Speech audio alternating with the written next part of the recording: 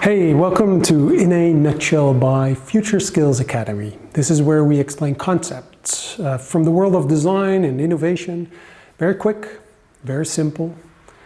So today let's unwrap surface design. What is surface design? It's a craft that involves planning and organizing people, processes, and communication.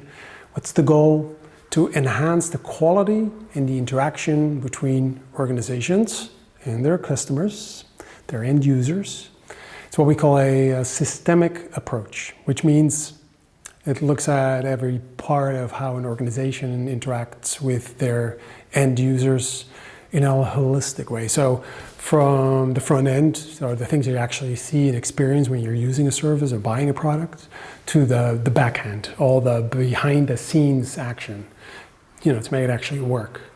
So I imagine you're in a shop getting a coffee, you're eating at a restaurant, you're ordering a pizza. So service design shapes everything, from the ambience and layout to how your order is taken and how it's delivered.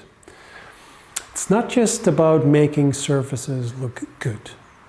It's about making them work well, feel intuitive, and meet your needs effectively, efficiently, if it's done well.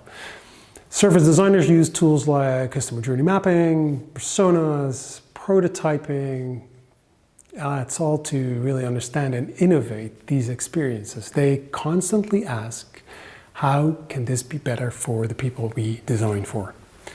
So it's an ongoing process of listening, tweaking, improving, iterating. The aim is to create services that are not just functional, but delightful. So, next time you interact with any service, remember there is, or should be, a thoughtful design making that experience as smooth as possible. All right, that's surface design. So stay tuned for more In a Nutshell. Stay curious and keep learning.